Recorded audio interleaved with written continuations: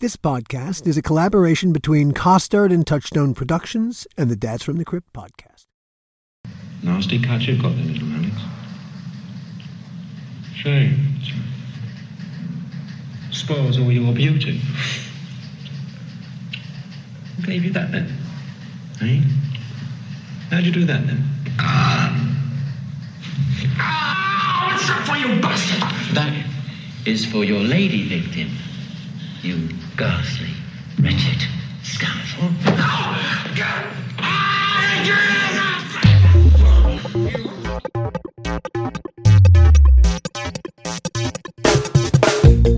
Hello, everybody, and welcome to another episode of the How Not to Make a Movie podcast. I am Alan Katz. And I'm Gil Adler. This is all of our episodes are special in one way or another. All our babies are special. They're special. But this one is special. We're talking to a legendary actor, Malcolm McDowell. Now, as we started up to have our conversation with Malcolm, we bumped into some technical issues and Gil was not able to participate in the conversation. He kind of came in and out, and it was a very frustrating experience for Gil, but we'll put that aside. And so we're going to talk about Gil's his relationship with Malcolm, because you've actually known Malcolm for it preceded when we hired him on Tales from the Crypt. Oh, sure. Yeah. I met him. I was producing plays in New York, and my producing partner, Jack Temshin, was the dramaturge for Lynn Meadows' Manhattan Theater Club. Oh, wow. They were doing a play by a Czechoslovakian author, his name fails me, and Malcolm was in it. And so Jack invited me to see the play, after which we went out with Malcolm and the writer for something to eat or drinks. And that was my first time that, Malcolm and I ever met. And then we were friends from then on. I mean, we didn't see each other for years, as what happens in this business. But then all of a sudden, we would see each other on the street in Manhattan or at an event or at a party or something. And it would be like I hadn't seen him in 10 minutes. So it was an interesting beginning of a relationship, and it just got better and better along the way. At the time that you met Malcolm, he was still. At what point in his career was he? Because he had that unfortunate thing happen where he hit the ground running. I think it was like the late 70s or the early, mid 80s, because we did Crypt, what it was like 90 with him, right? 91. So I must have met, it must have been like 1980. We were both children, just very young guys. So he was still feeling the glow of. He was a very well-known actor, and I know Manhattan Theater Club was very, very pleased to have him in that play. When we hired him to do Tales from the Crypt, when that suggestion came up, and we cast him completely against type, of course. Yeah. That's what we did. For me, that was incredibly exciting. I mean, Tales from the Crypt was such a special experience because we got to work with the icons: Kirk Douglas, Bob Zemeckis, Joel, Tom Hanks, Donner, Walter Hill, and Malcolm was right up there with them. My God, hey, he was Clockwork Orange. Clockwork Orange. It was an iconic movie. Even then, it was understood that this was a great movie. It was touched by greatness. I hadn't seen him for years, and so when we hired him, I was a little trepidatious because I thought, gee, I wonder if he'll even remember me. I mean, I saw him at a play. We went out for dinner. We talked a couple of times thereafter.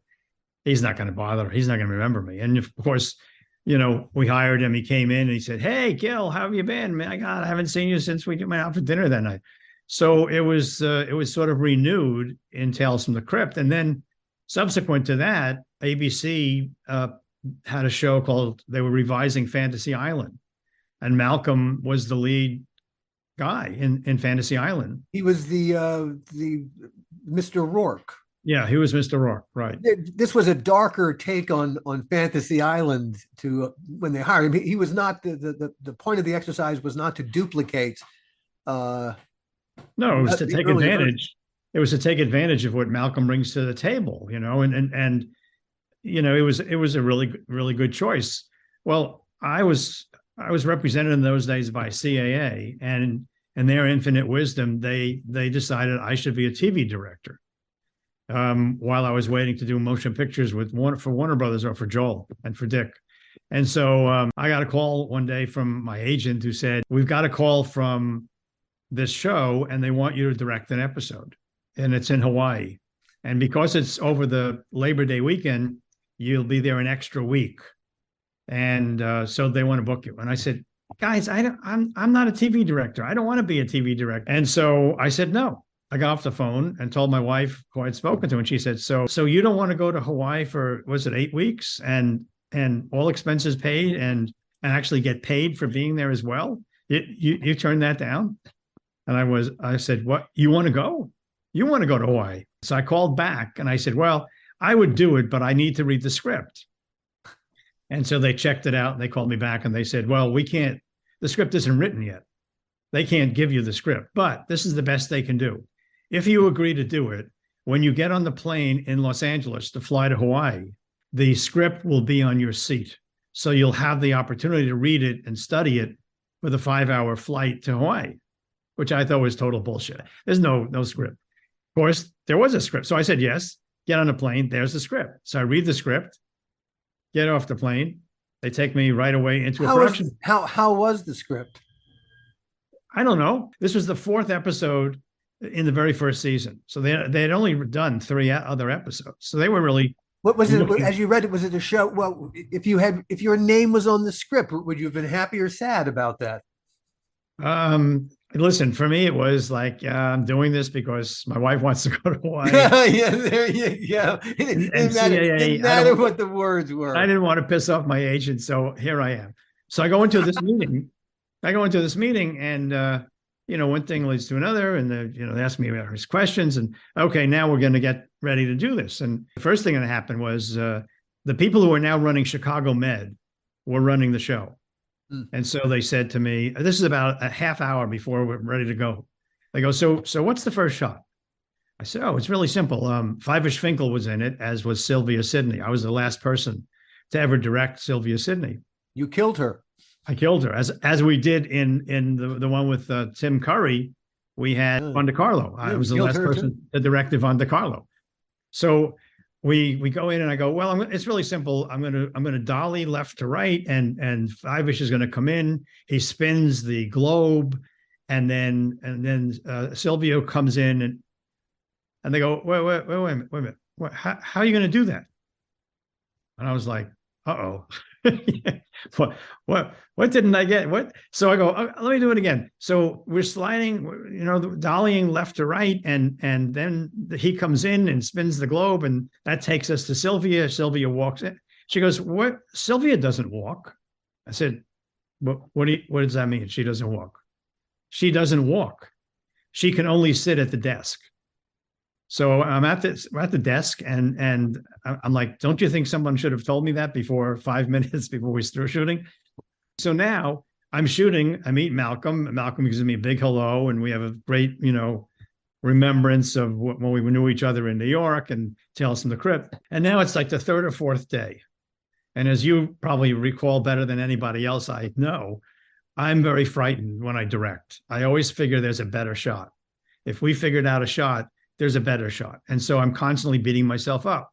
So now we're on the 4th day of shooting, and we're setting up for a big shot. And Malcolm comes over, and actually the PA comes over and says, "Malcolm needs to have a word with you." And I'm like, oh God. And he's behind the sets. It's a private, just the two of you. And I'm figuring, he's going to fire me. What else could he be talking to me privately about? So I go behind the set and I go very sheepishly, hi, Malcolm, what's going on? And he goes, listen, I got to talk to you. We've had 3 other directors in this show, and they're all shit. And I want to call up ABC and speak to them and tell them to call CAA and book you for every other episode. I mean, you talk to the actors, you listen to them, you change your shots when they don't feel comfortable doing this and that. and just everyone is so delighted that you're here. I go, Malcolm, you don't understand. I'm frightened to death. I don't really know what I'm doing. I really don't. And so I don't think this is a good idea. And he starts laughing. He goes, yeah, you're so funny. And I go, no, I'm not being funny. I'm being really honest with you. Let me finish this episode and let me go home. And he goes, okay, sure. And with that, he picks out his cell phone and he stands there and he says, just you stand there for a second, okay? And he calls up ABC. He gets the president of ABC on the phone and he tells him about me. And he says, so I'm going to rely on you to call CAA and book him for every other episode. And he goes, okay, great. Thank you. Thank you so much. And hangs up and looks at me and he goes, looks like you're going to be here every other episode. I go, Malcolm, you don't know what you're doing. This is awful. This is terrible. You're going to kill me. You're going to want to fire me. So we continue on with the show. I go back to Los Angeles and I'm booked to do Charmed, one of the first episodes of the first season of Charmed. Joel gets a call from his buddies at CAA saying that I'm directing and that they want to hire me. And he gets pissed off. He calls me up. Anyway, it becomes a whole to-do. And I'm directing Charmed, and I get a call from CAA saying they're really sorry, but Fantasy Island got canceled. And so that won't be a problem any longer. But it was Malcolm who basically said to me, you got to stay. And I said, I can't stay. I've got to go back. He goes, okay, well, you come back in 2 weeks. So with that, I continued my friendship with Malcolm. And we were able to renew it with the podcast. Yeah. And he's such an interesting guy and is such a talented actor and has so much experience that I think our audience will really enjoy. Oh boy, his perspective and also what he has to say. Oh, this one, I think I said this was a special episode. Yeah. This is a special episode. You grew up near Liverpool. Yes. I mean, basically, yes. Yes. My question is completely off topic of the movies. Are you still one of the Enfield faithful? I am indeed. We're going through quite a rough time this year, but once you've been a boyhood fan, it never leaves you. And I've passed it on to my kids. And so we all sit around at 7 a.m, when it beams in from Anfield or wherever it is they're playing. 4:30. If on some mornings they're playing in the afternoon. Yeah, well, we record it when it's 4:30. I'm not getting up that early unless I wake up, and if I wake up, I'll put it on. But I've been married into a Spurs family for 30 years, so I'm a Spurs supporter. Yeah, well, Spurs. I've always liked Spurs, but although I must say I do think that Kane is a wonderful player, but he's such a diver. Get on your feet, lad. You feel like slapping him over the head with a wet fish. I felt so badly for Liverpool this season because you're having kind of a Spurs-like season. Yeah, I guess you're right there. What Klopp has done, I think he's a genius. I think if he ran for prime minister, he'd get it in a heartbeat. I love the guy. I think he's an amazing human being. A beautiful man and the exact right fit for Liverpool. And he's going through a bad time, but they all cheer him anyway. And that's just the nature of it. We all know it's peaks and valleys, but what he's done with that team in the time he's been there has been a glorious ride. No, surely good. Last year they were amazing. Simply, but we've been in three Championship League finals, in 5 years. It's incredible. Truly, a very high standard to make. Look, doing it once is hard. Doing it a bunch of years in a row, that's the challenge. It's like our business as well. It's getting onto the mountain is really, really hard. The trick is staying on the mountain. That's right. That's what it's not the first movie, the second and the third and the fourth. The first one we can all do, Indeed. That's true. It's true enough. It's the same thing in any business, I guess, Let's take you back to your roots for a second. You went to boarding school from the time you were 11. I did.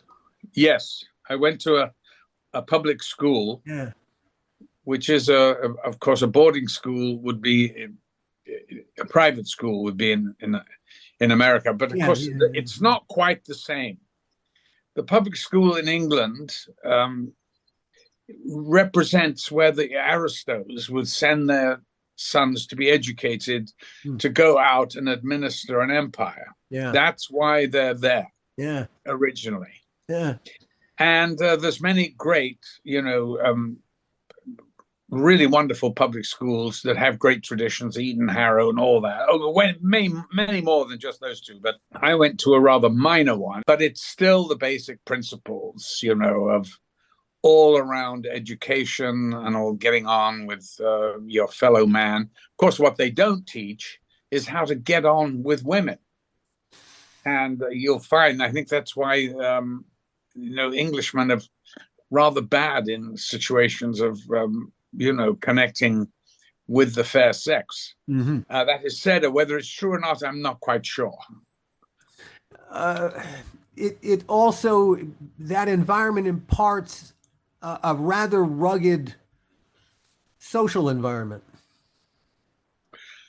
Well, it's hierarchical, it's very much like Britain used to be, and I'm sure still is. I haven't lived there for a long time, so I don't really know it anymore. I'm an American now, and I feel very much a Californian. Indeed, we don't do that kind of shit in California. No, I saw a note that said that you were beaten regularly in public for wayward behavior. As the headmaster said when asked when I got famous, he said he was naughty but not malicious. And he was a remarkable man. I have to say this. His name was L.F. Baker, Esquire. L.F. Baker. Huh. And he was a remarkable man in many ways. And he did light the fire of theater in me. And for that, I am eternally grateful. Indeed. And he cast me in all the great parts in Shakespeare, which I played at school. The best parts I could possibly play. So by the time I was 18 or 19 when I left, I felt like almost like a real actor, because I don't care where the venue is, you still have to do it. Of course, it's not professional and it's all rather rough and everything, but the basics are the same. Your acting it might not have been as refined, but you were being as honest as your instrument allowed you to at that time. That's right. And so that when I had this girlfriend in Liverpool who was every Friday night would disappear, and she went to these elocution lessons with this lovely old lady called Mrs. Harold Ackley. That was what was on a brass plate outside the Crane Theatre in Crane Street, Liverpool. And she was the most remarkable old lady. She was 82. I paid her every time I went to see her, was an hour, 10 shillings, which was a lot of money out of my pay packet. Really, it was a lot, though, because when you're only earning £10 a week, to give her 10 shillings, there's a lot. It was a lot. Yeah. It was, anyway, but I liked her enormously. I didn't learn anything from her at all. I just adored listening to her talk about her silent movie days. And when she was treading the boards and doing plays, usually she did the plays on provincial tours. So she was not a, top kind of actress, but she was a good working actress. And very refined. I knew that she didn't understand that, acting and the business had come a long way. We were now watching Albert Finney, for God's sake. She told me once that, don't forget when you're sitting in a sofa with a cup of tea on stage to hold your pinky out. And I went, yes, I'll make sure to remember that. Weirdly enough, I think maybe 20 or 30 years later, I was having dinner with these friends, and they had Rita Tushingham there, who I'd never met, and I kind of knew, of course, who she was. She was a wonderful actress. And we were talking, and I went, yes, and I said, Mrs. Harold Ackley. She went, oh, my God, I went to her. That's who taught me. Oh, that's And I went, oh my God, I can't even believe there are two people here. And then there was somebody else, Norma Heyman, who the producer, who's David Heyman's mom, John's ex-wife. she's Norma, a lovely lady. She produced this movie called Gangster #1 that I did. She also was a pupil of Mrs. Harold Ackley. just short of an acting academy. Well, what she did was she said, oh, Malcolm, you're wasting your time in Liverpool. You better go to Lambda and you better take their exams. You know, they have these audition exams that you can take for the associateship. And I said, well, what does it mean? And she said, oh, you do 2 accents and 2 pieces, you know, stand-up monologues. And I went, sure, fine. Which 2 accents did you do? Do you recall? Irish and North, Hindle Lakes, Yorkshire, which of course was second nature to me, but and Irish. And I did 2 pieces. I can't remember what they were. Anyway, I did them. I went down to London to do them. And I was offered a job in the professional theatre from that audition or whatever it was. And by this man called something Hamilton. Anyway, Hamilton ran a lot of, I think, 4 to 6 repertory theatres in the provinces, at seaside resorts. And he offered me a job to go to Shanklin in the Isle of Wight, and that's where I started my career. And funnily enough, a couple of years before me, David Hemmings had also trodden that route. Wow. And so I remember talking to David about it. We went, Shanklin, oh my God. And there you are. It was amazing. It's part of the English entertainment structure. It was certainly that you had that incredible, like a network of theaters throughout the country. Oh, absolutely. Yeah, it was like in baseball, they have a minor leagues. And it created. Oh, there were repertory theaters pretty much in every big town. Even tiny little place like Shanklin in the Isle of Wight had a theater on the pier. Yeah. And had these, you know, and so all the holiday makers would go to the theater. Then on Sunday, when it was dark, they'd have specialty acts. I remember they had Lulu, Helen Shapiro. I mean, I couldn't believe. Yeah, quite big acts. Sandy Shore, big stuff. I don't know Sandy Shore, but Lulu. Oh, she was great. She was a songstress. She was known because she always sang without her shoes on.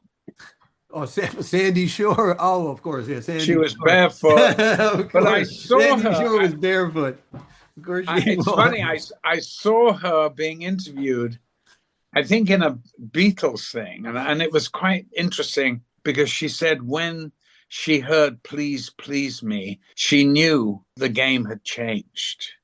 And I thought that was really interesting coming from another singer because she'd made it before the Beatles. You know, she was like a 1 or 2 hit wonder, but she was very good.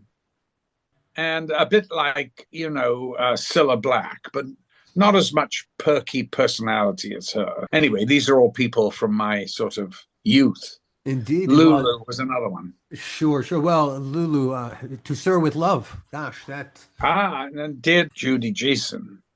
Poor Judy's not well, sad. When I watch some of my old movies, it's shocking because often I'm the only one left. And then I think of who made it, who wrote it, who photographed it. Well, I've been around a long time. So you even when you started doing features, the best talent saw you. Your screen debut was supposed to be in a thing called Poor Cow, a Ken Loach movie. Yes. But you got cut out of that, alas. It was a real weird thing because I did this audition for him with Miriam Brickman, who was the #1 casting director in England at the time. She cast everything. And Miriam was a big supporter of mine. I didn't really know this, but I went and did a kind of audition, which was kind of, just off the cuff kind of thing. And she loved it. From what I understood was that I was going to be playing the lead in Portrayal, this Ken Loach film. I met with him, fine, And then the producer, a guy called Joe Yanni, who did a lot of terrific movies, Darling and things like that, a lot of John Schlesinger movies, he decided they needed a star.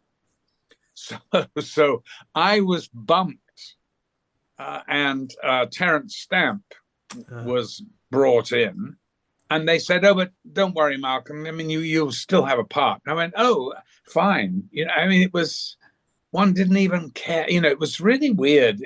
I suppose because I was used to the sort of theater and that sort of, the feelings and about the work like a theater actor. So I wasn't really thinking about the size of the part or anything like that. Anyway, didn't matter. Still, it's like you ended up being the poor cow. I was cut from the movie because we only did one sequence. We were supposed to do a rain sequence outside, and if you can believe it, it didn't rain in London for 2 weeks. And so it was cut. But it wasn't a pleasurable experience anyway, but it didn't matter. And I was saved for the great one. Knowing that we were going to have this conversation, I had not seen If, oh God, since I was quite young. It'd been sure a long time, but it still made an incredible impression on me. So really to go it's back. It's a masterpiece. It's a masterpiece. It's a fantastic movie. Having just rewatched it, it's terrific. It hasn't dated at all. No, it's really amazing. Hasn't. The ending's a little tricky because of how things are these days. But as the three of you sit on the roof doing what you're doing, it's not for the reason that people are doing it these days. It's for the very class-based reason that you're doing it. Exactly. It's a war movie in essence.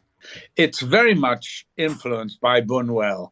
But interestingly enough, so I said, well, what films of Buñuel's, Lindsay? He goes, well, to be honest, I've never actually seen one, but I have heard, which is typical of Lindsay Anderson. Lindsay Anderson was a giant in theater and cinema. He's Britain's, I don't even know how to place him. There's not anyone in America that's equivalent. You could say John Ford. But John Ford made all these movies. Lindsay only made 5 or 6 or whatever it was, very small amount. But he was always working in the theater, always in production. He did so many plays. He was the most working director, I think, in London. But he had a lot of faith in his actors. Yes, I mean, he always told me that he considered casting to be 90% of it. Indeed. Well, yeah. Because I remember mocking him and laughing because he was trying to cast this part in a play. And, I went off, did a movie, came back, and I said, who's playing that part? And he said, I haven't cast it yet. I went, good God. I mean, he goes, I can't make a mistake. I'd rather wait until it happens. And that's interesting that he would say that. And of course, in cinema, it's even more important to get it right. Oh, everything's in close-up. And so a casting mistake, you'll see an extreme close-up. Well, a director like Lindsay, of course, would use actors for different reasons. Sure. And he would be able to extract what he needed. But because when I went to see him, he had the part of Mick Travis 90% cast. Now, I didn't know this. I just wandered in, basically, but he had sort of cast it. And so when I went in to see him, he started to have doubts. And then he called me in 2 weeks after I first met him to do a final audition. And when I went in to see him, it was held, in a theater, the Shaftesbury Theater.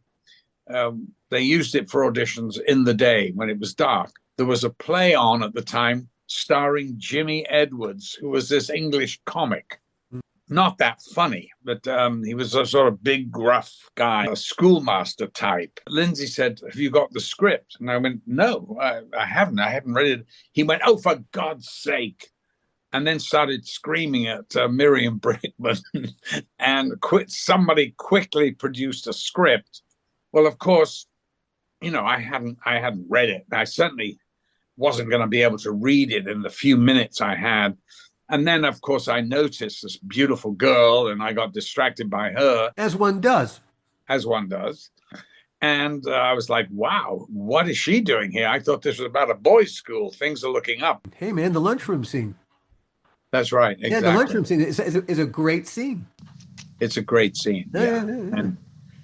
And there is a moment in the scene where the stage director, the Mick, reaches across the coffee bar counter and pulls the girl and kisses her passionately. Yeah.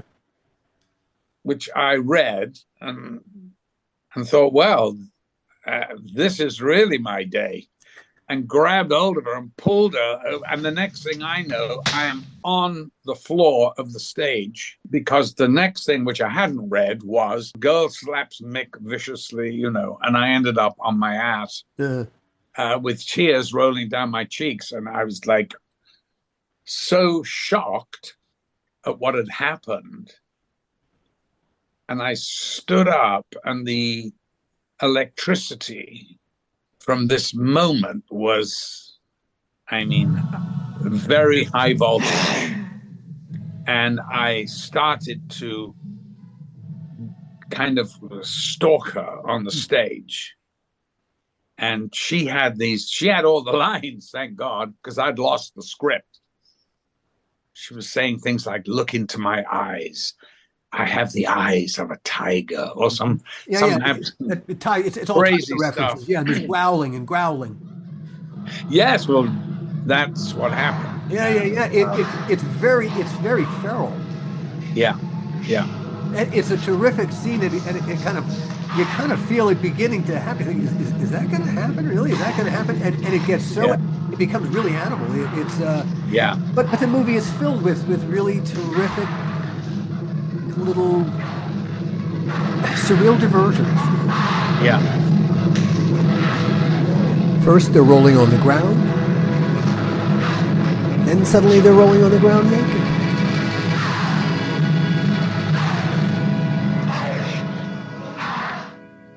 And then it's all back to normal.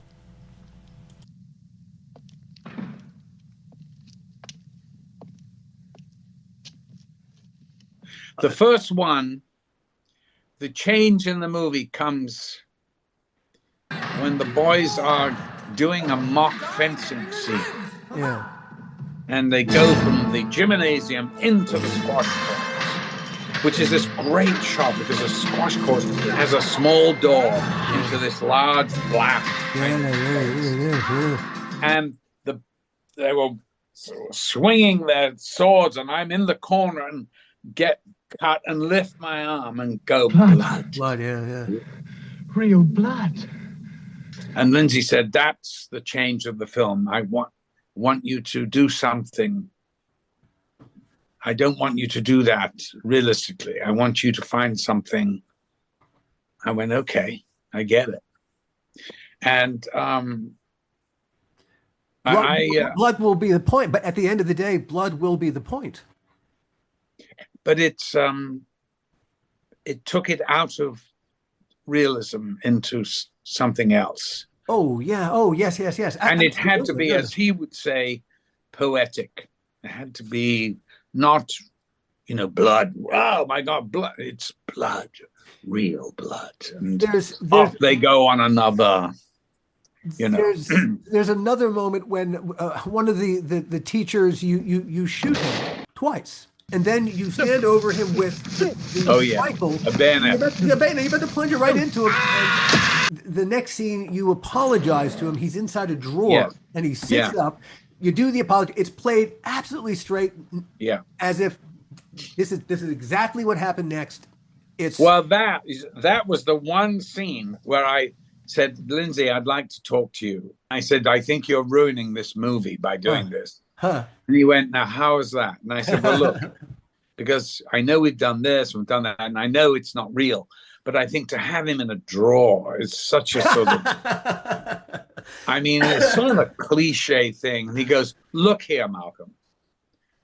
When the pumpkin turns into a carriage at 12 o'clock, do you believe it? And I went, yes, you do believe it. And he goes, there's your answer. They'll believe it. This member of the audience bought it then, and he bought it again now. So, yeah, he was so right, because that takes it out of being the norm. You know, it takes it into another dimension, which is Lindsay's great gift. When I saw the film, I was in high school, and I was part of a select group of brighter, bright students who they showed this movie to. This was in a couple years after it was made. This was the mid 70s. And they wanted us to, because it was about kids responding. Critique it or something, yeah. Yeah, they wanted our response to it. One of the questions that they asked us was, what was our interpretation of the fact that part of the film is in color, part of the film is in black and white. Mm-hmm. And they wanted to know, what was the filmmaker after? Right. And what did you say? Oh, I don't remember my youthful response. I know that I think they told us after the fact that it was a money-related thing, which isn't entirely true. It was money and time, not just money. Well, what happened was the shooting in the chapel. It was a 14th century building. Yeah. And they could not hang lights from the beams in this chapel. Right. So, and they couldn't. We didn't have enough. You know how the lights were in those days. You had to. There were huge brutes, and too light for color photography. Exactly. Right. Well, now you can light it on a candle. Oh. But so then, so Lindsay just said, "All right, we'll have to do it in black and white, right? Because it's a very important sequence. Of course, chapel is what the whole public school is based around. The church, and so." I was sitting next to him when we were watching the dailies, and he said, I heard him say, I do love black and white.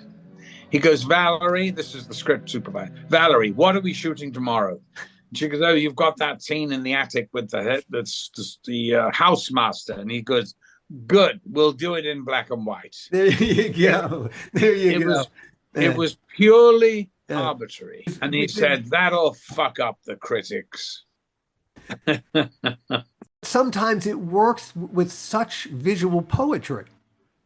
Oh, it's incredible. Oh, as a black and white scene heads into a color scene, or a color scene suddenly becomes starkly black and white. It's remarkably effective, if for no real reason. But hey, whatever.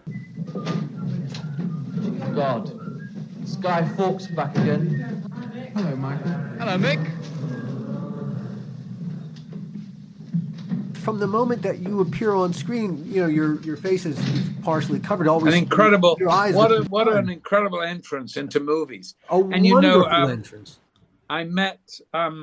She was going out with Albert Finney at the time. Anouk Aimée, who was this very glamorous star, and I ran into her on the King's Road, and she stopped me. And she'd been in 8.5 Fellini, for God's sake. She was like.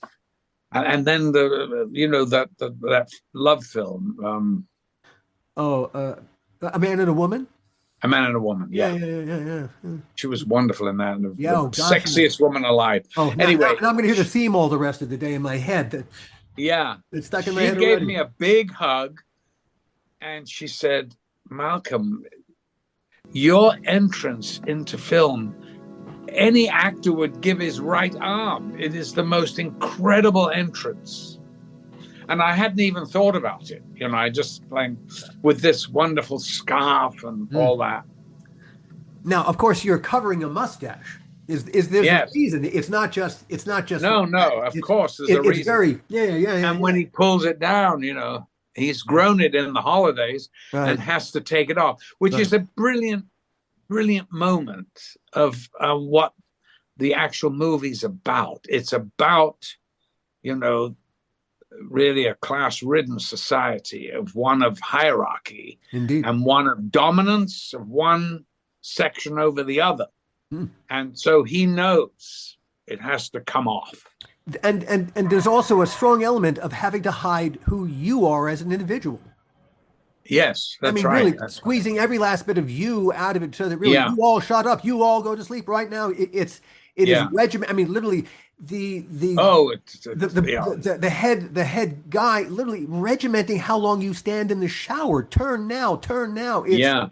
It's as a statement about a regimented society, and it's not like you watch and you think, boy, that's over the top. It feels utterly organic. It is. It is. I mean, it's a remarkable film.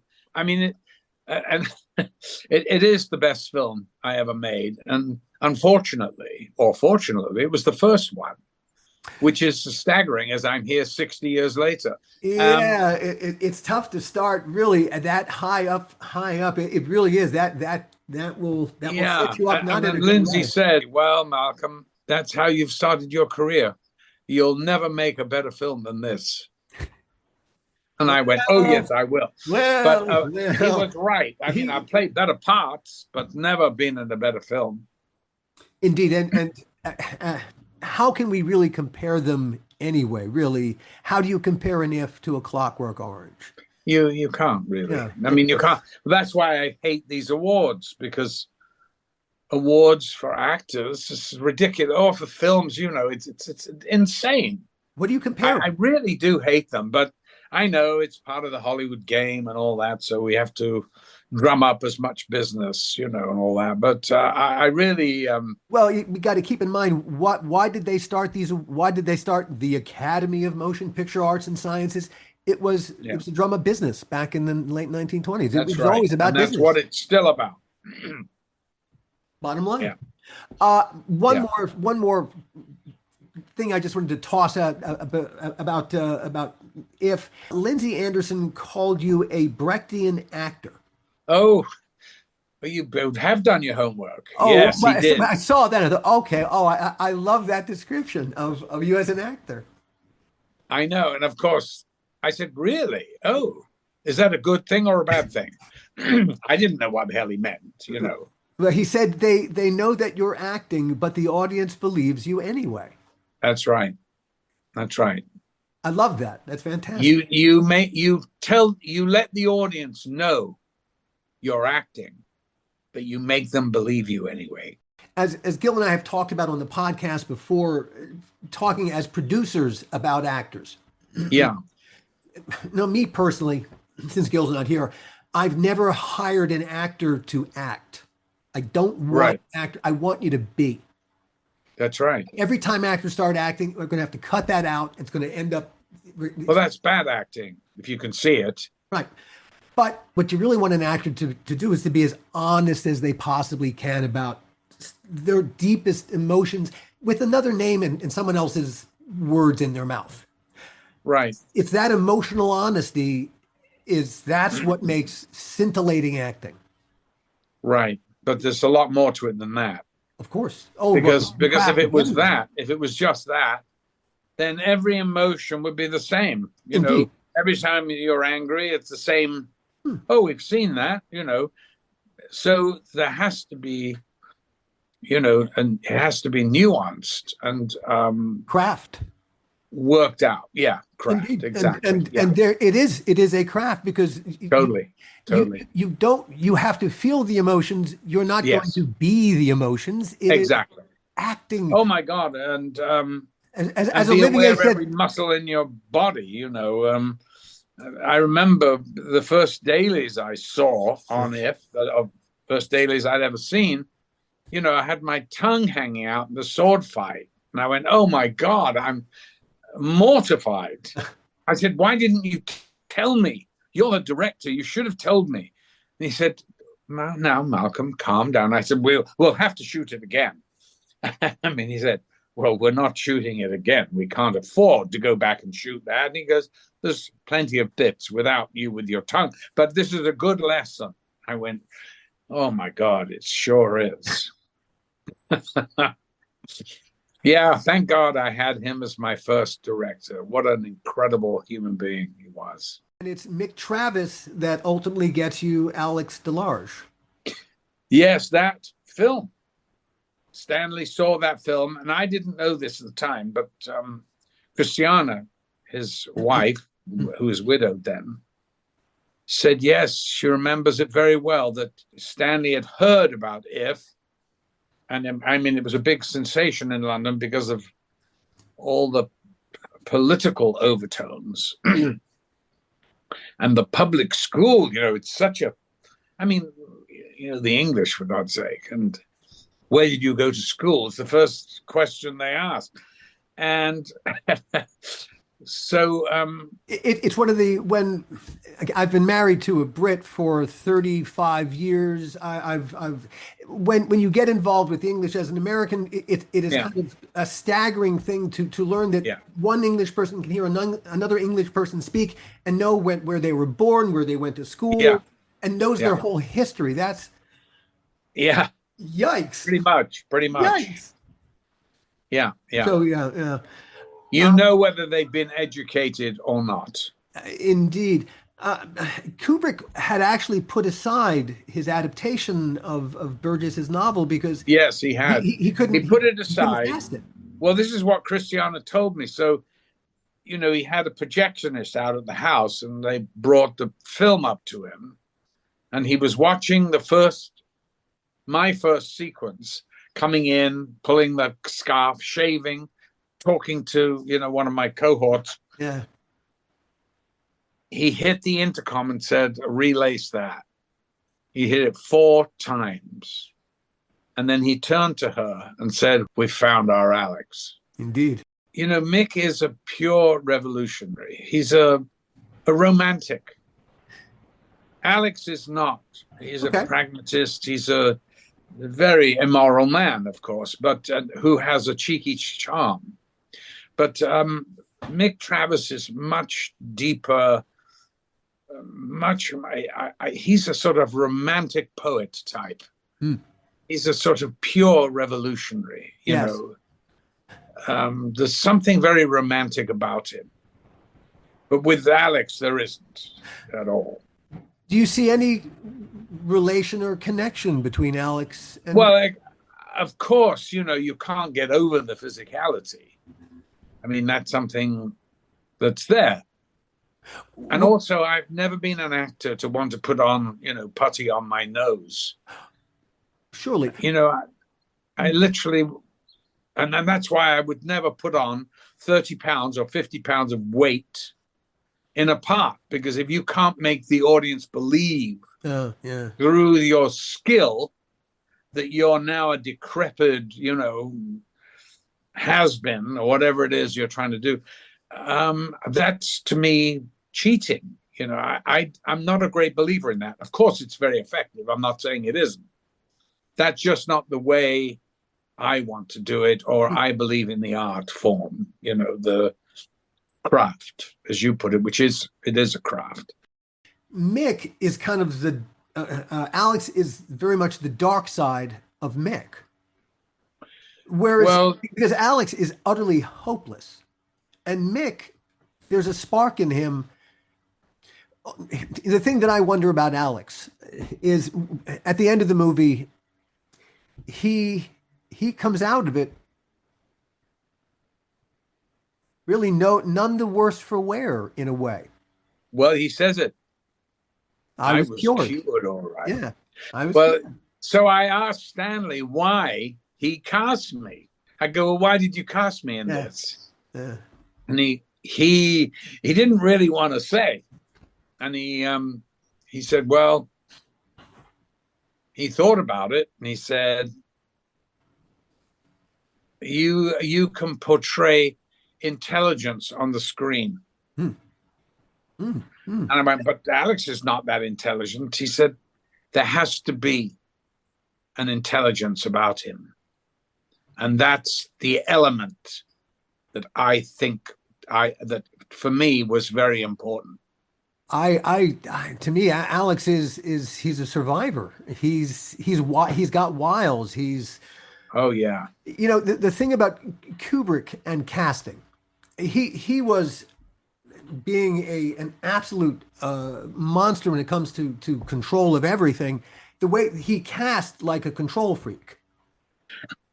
Are you sure about that? Yeah, but you know, the way that when I look at, especially in I don't know. in his later movies, it felt like uh, he cast a lot of actors, I think, brilliantly, and like I think of Ryan O'Neal Do you think that was brilliant casting? yeah, you know, and again, it's because Ryan is so is surface. Yeah. He's absolutely surface.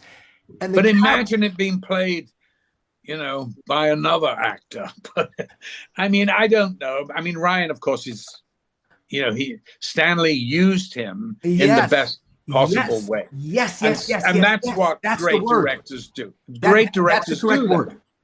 I think that they do that. That's exactly what they do. Yeah. And it changed the emphasis of the film, I think. Yes, no argument. Yeah. I think the same with Jack, you know, because Jack's performance, I mean, to me, I thought he started off way too crazy. I was like, wow, why would anyone hire this guy? He's nuts, right, from the very first meeting. I just thought there was something missed there, but I would agree. And of course, Jack is a great actor, you know.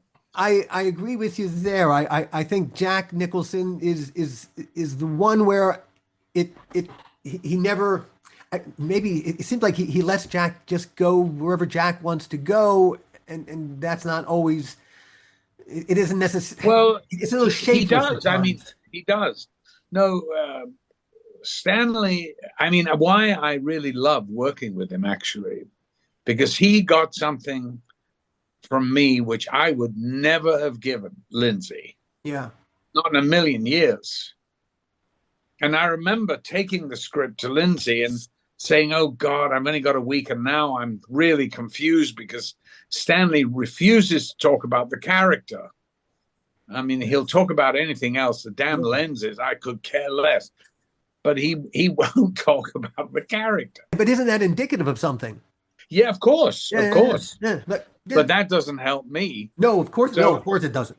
I give Lindsay the script, and he read it. You know, I went back to his flat, and first thing he said as I walked through the door, he goes, "Thank God I don't have to direct this." And I went, I know it's not your cup of tea, Lindsay, but look, I mean, what do you think? How am I going to play this part? He goes, and this is the genius of the man. He goes, Malcolm, there's a close-up of you in If. When you're open the gymnasium doors to be beaten, you look at the prefects, you smile. That's how you play the part. And I went, oh, that's it. That's all I needed. A lot of people that I sort of trust say that Stanley copied huge chunks of If. I think he was completely, I know he saw the movie like 6 or 7 times. I think he was really influenced highly by that film. I mean, not there's anything wrong with that. I mean, that's good, isn't it? Because I said to him, well, how many times did you see it? And he goes, I don't know. I went, 5, 6. I went, 7? He goes, I don't know, so, a lot.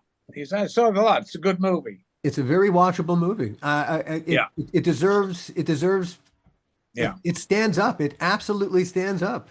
Once you were working with Kubrick on a day-to-day basis, it could be challenging, and a lot of people know the story about working with your eyes, so we don't have to revisit that. Right. You know, it was the thing.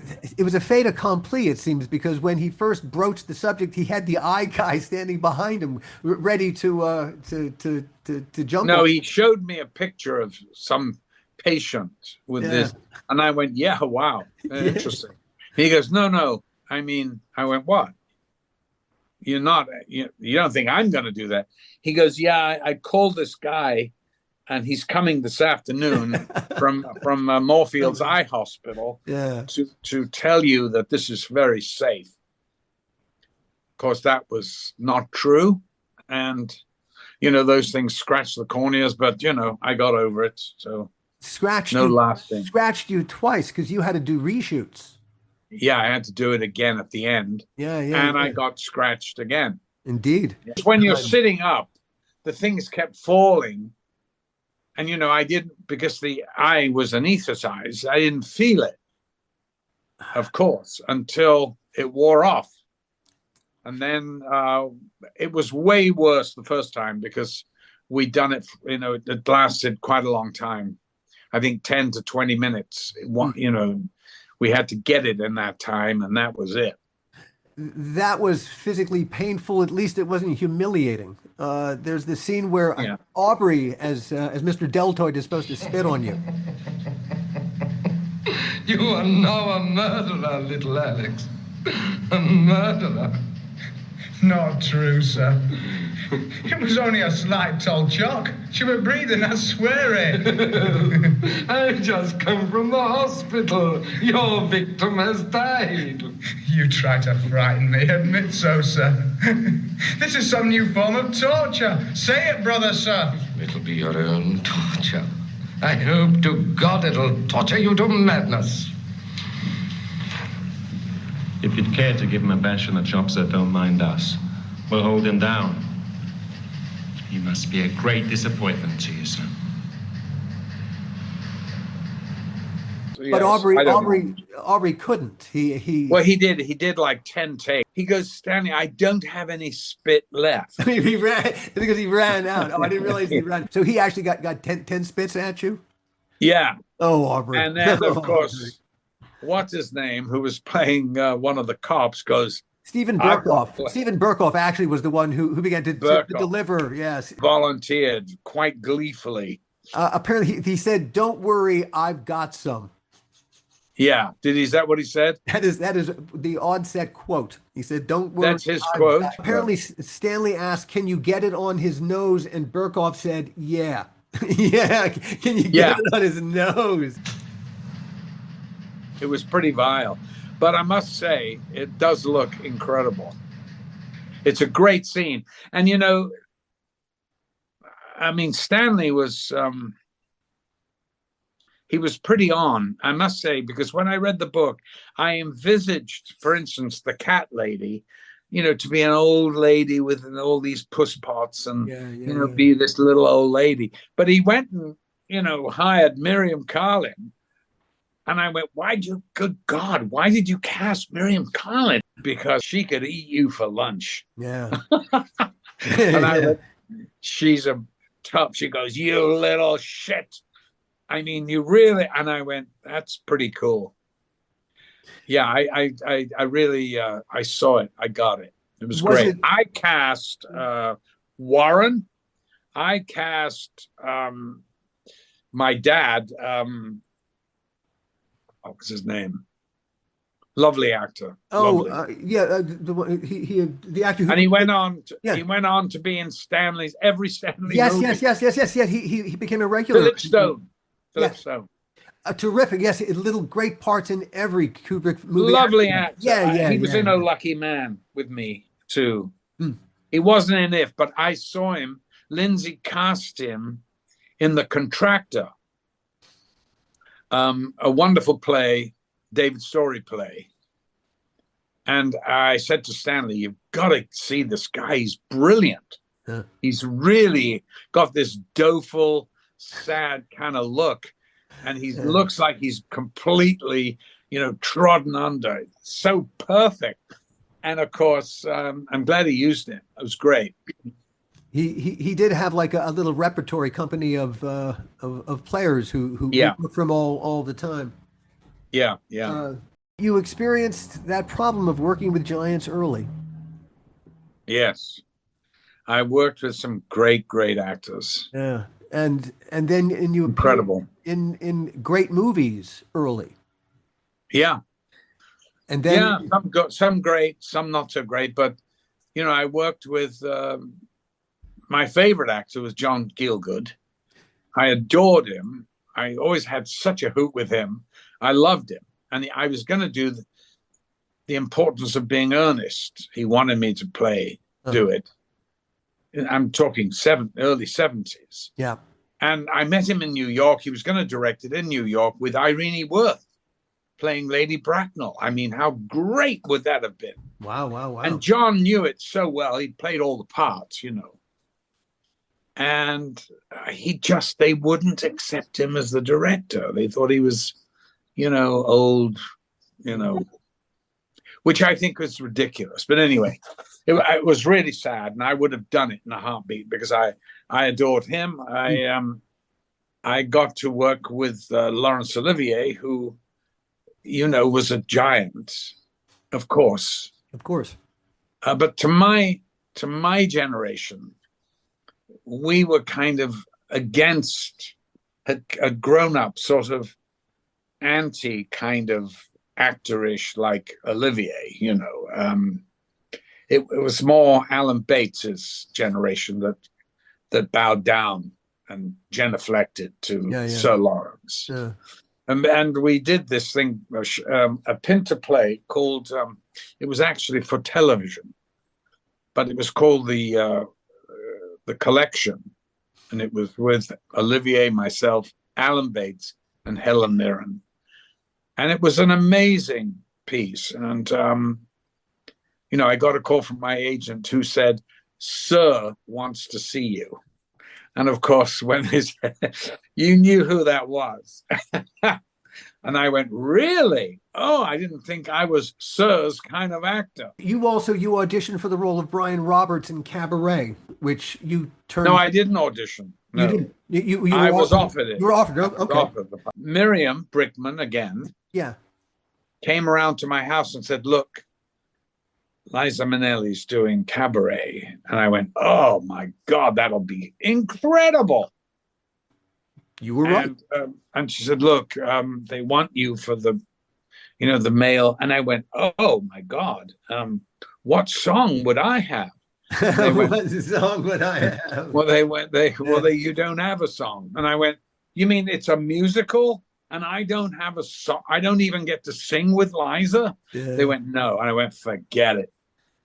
Forget it." Michael York played it, and he was so good. A couple years later, you were Richard Lester's first choice for D'Artagnan, The Three Musketeers, and that went to Michael York. Well, how do you know all this? I mean, I hate talking about movies that I've passed on because it's not really fair to the other actors, and this one happens to be the same actor. Yeah. Which is just funny when the same actor ends up. How much do you hate Michael York?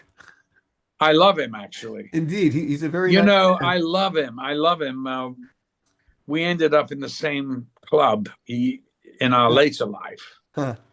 And I said to him, "Isn't it funny? When we first started out, we were competitors, you know. Right. We get to middle age, and it was like now we're sort of, well, he's rather good. Yeah, okay. Oh, is he in it? Oh, well, we're sort of friends. Yes." And then in old age, it's, "Oh my God, how lovely to see you. Indeed. I am so happy we're doing this together." And just the way careers kind of work, that's just the way it is. And he's a really lovely guy. He's been very ill, so I hope he's on the mend. Hope so too.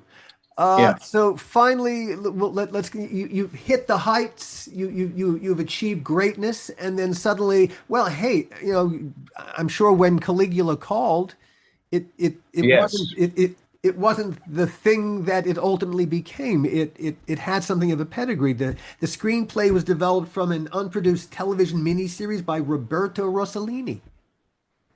Well, that's news to me. Yeah, it was. It actually had it started out with the best of intentions.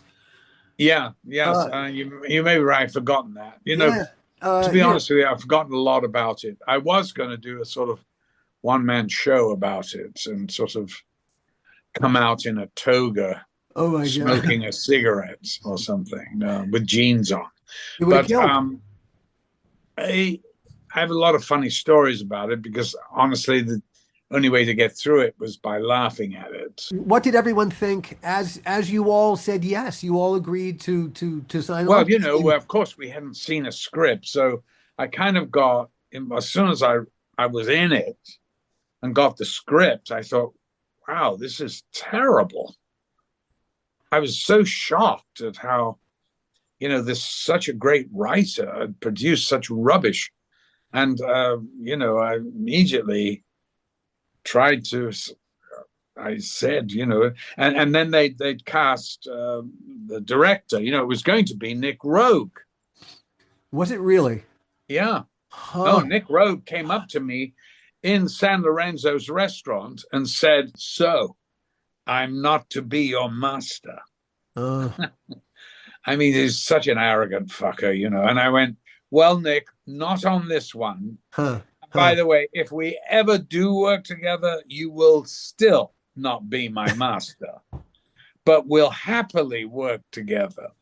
Of course, he was a wonderful director, and it would have been a very interesting. Oh, his Don't Look Now is one of my favorite movies ever. Incredible movie, and really not a great book. I thought he made so much more of it than was in the book. If Caligula had that sensuality, the lovemaking scene between Julie Christie and Donald Sutherland is a wonderful scene because it feels so real. It feels so emotionally. Oh, that's why everybody thought it was real.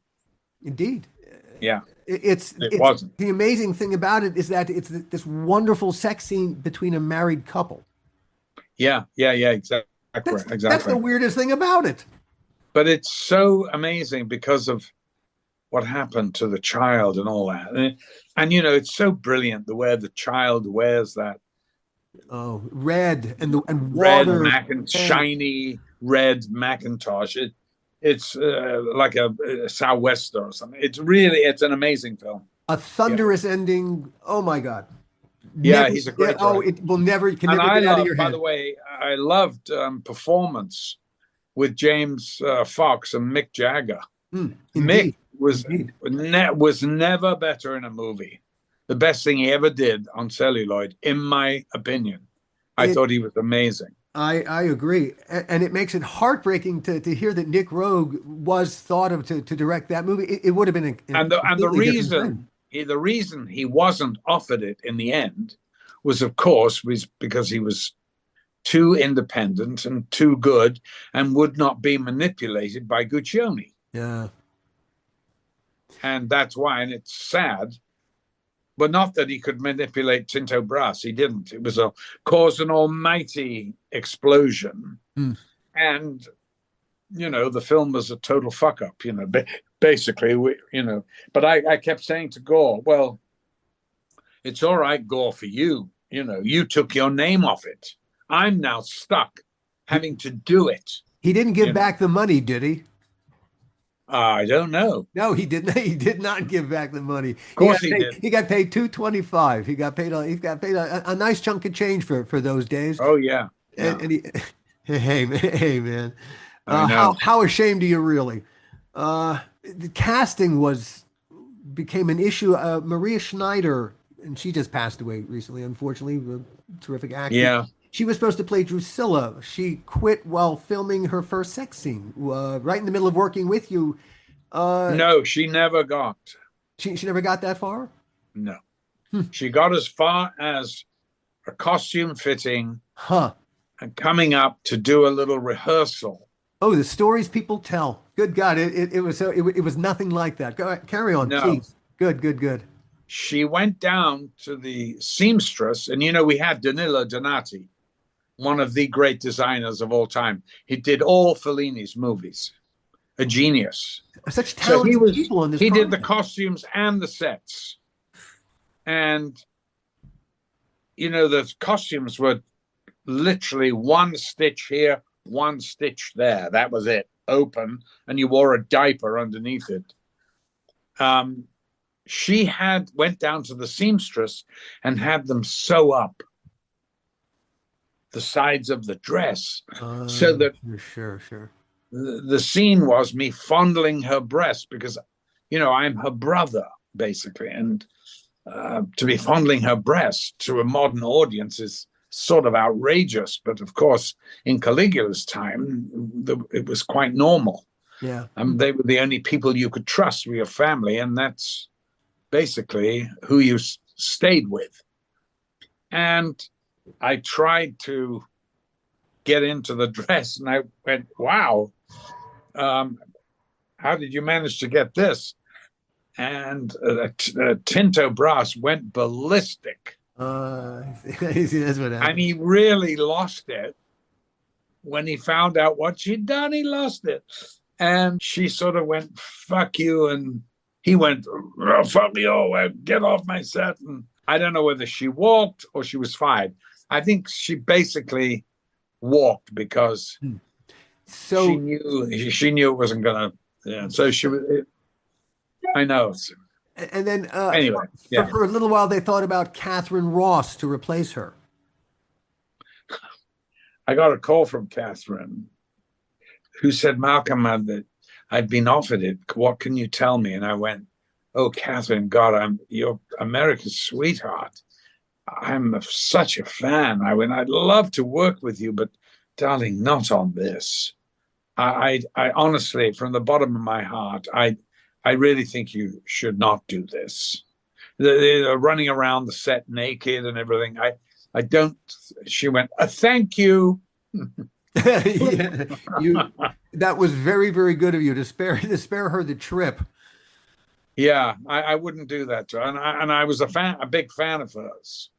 And I knew that was a terrible fit. That was another manipulation of Guccione. You did get to work with Gielgud on this picture. You froze. What? Gielgud, you got to work. Oh, with, yeah. Yeah, so you did finally get to work with John in a feature. There's a story about you and John talking about personal finances, that John was complaining about having to do movies like this. Yes, he said, my accountant, I've been told I've got to cut back. And I went, oh, dear, John, do you live this high lifestyle? He goes, good God, no. But I can't afford it, the taxes, I said, well, where could you cut back? I mean, you've got this beautiful house. He went, oh, yes, so I can't leave the house. And I said, and what about you've got this lovely Rolls Royce and a chauffeur? And he goes, I couldn't possibly do without my Rolls. And I went, well, I think that's what they're talking about when they say cut back. He said, well, they're not paying me very much per diem. And I hear you have a villa. I went, well, I do. And I tell you, I'd love to share it with you. You can have a whole wing of it. He said, oh, so nice. Thank you so much. And he came and stayed with me for 2 weeks. And it was adorable. Huh. I had a wonderful time with him. I adored him. He regaled us all these stories. And, everything was, he was telling me about him and Larry when they did Romeo and Juliet, and they alternated the parts of Romeo and Laertes, and I'm not Laertes, Mercutio. Mercutio, yeah. Yeah. And he'd always say, Larry was far better than me. He was much more athletic, I just had the voice. And I went, yeah, but what a voice. He said, well, Larry's is a pretty good voice too, but he was so much more athletic, And he'd always sort of... There's something funny about Gielgud saying, I just have the voice. Yeah, I just had the voice, a voice. Okay. If that's how you see yourself, okay. At the time, the top tax rate in England was 83%, so it was pretty brutal to people making the kind of money that you guys were making.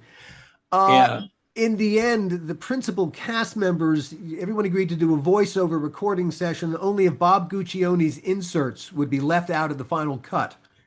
Apparently, no one you wouldn't do the looping until. Yes, I'm sure that's true, but they didn't pay me a big chunk of money. I think something north of $200,000 they owed me, and in those days that was a lot of money. Yeah.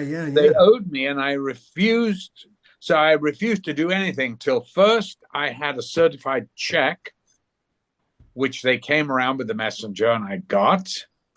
And I had my lawyer there and I gave it to him immediately. Oh, God. Of course, when it came out, it was all put back. Yeah, right. And I bumped into Gielgud on 3rd Avenue. He was shooting Arthur. I didn't even know, And he said, "Oh, Malcolm, have you seen the film?" And I went, "No, John, I haven't." He said, "Oh, frightfully good. I've seen it 3 times and I paid twice." Yeah. What? Yeah. He saw it 3 times and paid twice. And then somebody must have got to him to say, "Look here, it's an absolutely scandalous film. You can't go around saying you like it." So he then changed his tune and said, "Oh, frightful film." I don't know why I did it. Frightful. That's so funny. Oh, yeah. Dear. Legendary movie critic Roger Ebert, apparently he hated the film. Oh, and yeah. He walked out after 2 hours, and his review started with him calling it sickening, utterly worthless, shameful trash. And it ended with, "This movie," said the lady in front of me at the drinking fountain, "is the worst piece of shit I have ever seen." That's how he ended his movie review of Caligula. Now, tell me this. Wouldn't you go, if you'd read that review, you'd have gone, "I've got to see this movie." I know. It made more money than any movie I've ever done. Yeah. Ridiculous. It's the insane thing. I know. There's one more little funny little tidbit I'll throw in, and it's the perfect little capper to it. After the film was released, Annika Lorenza, Marjorie Lee Thorson in a Annika, she played Lena. Yeah, she sued Bob Guccione, saying that his handling of the film, mainly his adding of the hardcore sex inserts, had damaged her acting career by associating her with a hardcore porno film. She won her case. She was awarded $4.06 in damages. I thought she got $3 million. No, $4.06. Well, she was a pet, and in fact came to my room and offered me the services. Certainly not of an actress. She was a very peculiar girl, and bless her, and I think she died, and I think she had not a happy life. The whole thing was horrible, and it was because Guccione was really a very evil person. We got to work with you on Tales from the Crypt. It was the first time that we got to work together, and you are in one of the most beloved episodes of the whole series. Apparently. And I'm so happy about that. And we cast you against type. Yeah, it was a lovely little thing. It was very quick. I mean, all over in a couple of days. A very nice director. I'm sure he's passed now, but no, Elliot is still with us. Elliot Silverstein. In fact, I'm so happy. We just interviewed Elliot several episodes back, a couple of weeks ago. He is 95, 96. He is still.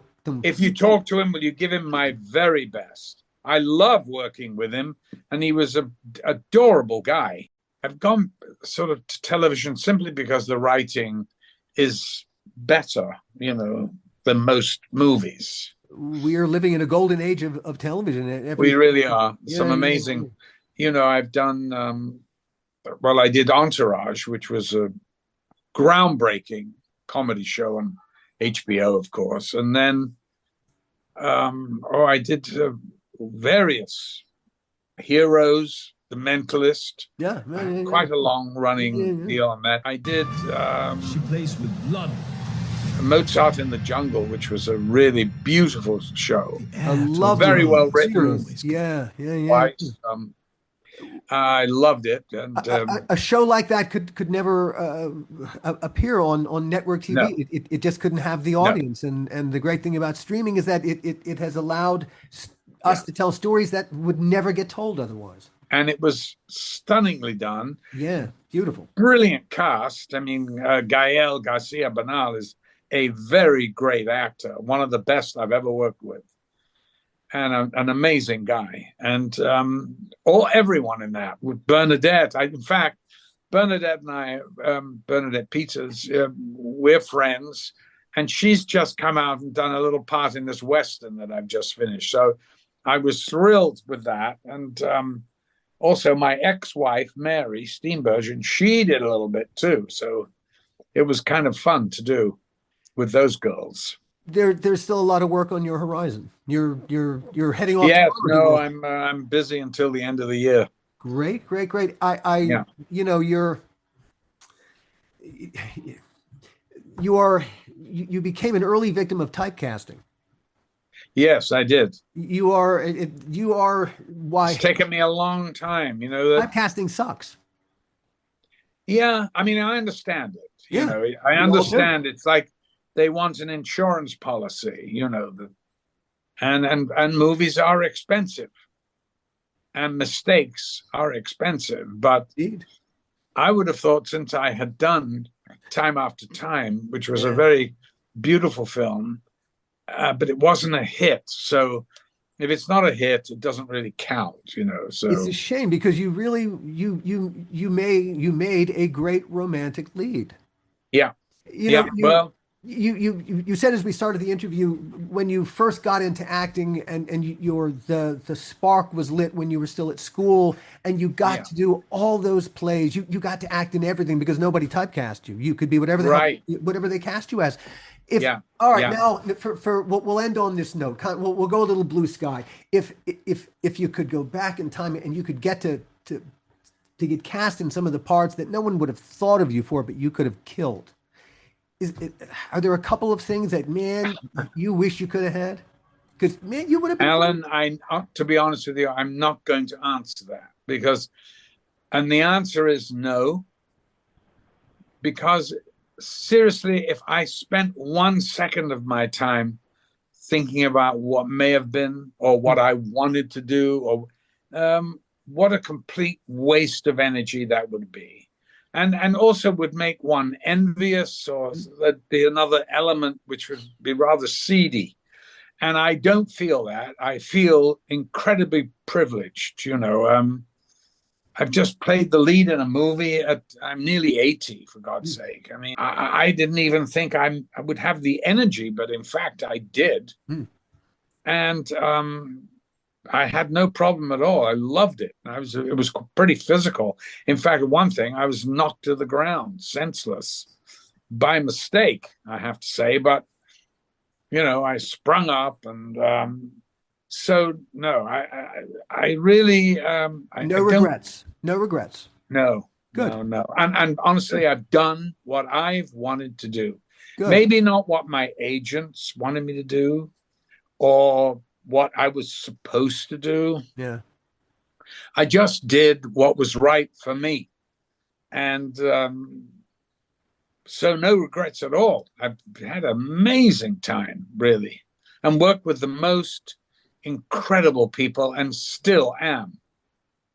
There's a Robert Frost poem that comes to mind. I think of it every day. It ends, but I have promises to keep and miles to go before I sleep, and miles to go before I sleep. It's a beautiful poem. That's how I think of me and mine, and that's how I think of you and yours. Yeah. Well, it's a very nice way to end. Yeah, I wish Gil could have been more actively involved, but I know, dear old Gil. I'm sorry. I can't believe how bad this has been. I'm so frustrated. I'm going to call up the local phone company after we get off. Did it just literally? You've been away the whole time, have you? Yeah, it's been in and out. Yeah. Oh, so sorry. Well, I have the master. I can watch him come and go. I apologize, Malcolm. I really wanted to be part of this and be in it actively, and I just. Well, we'll do it again. All right. Are you leaving because tomorrow? Really, we didn't scratch the surface. Oh gosh, exactly right. Hey, we kind of focused on two movies as we kind of said we were going to, but we didn't. Well, I was really glad that we didn't really do too much about Clockwork, because no. We there was a certain, that was really the setup for you do greatness, and then the shit gets pulled out from underneath you, and what did I do? Nothing, man. Yeah. No, I mean, look, I did have a great start, you know. I had a pretty average middle, and now we're going into the golden years, baby. It's great. I can't even believe it. Indeed. To see you still working, there's a Yiddish word, kvel. I fell. Okay. And Great. on that note, thank you so much for joining us, Malcolm. Thank you, Alan.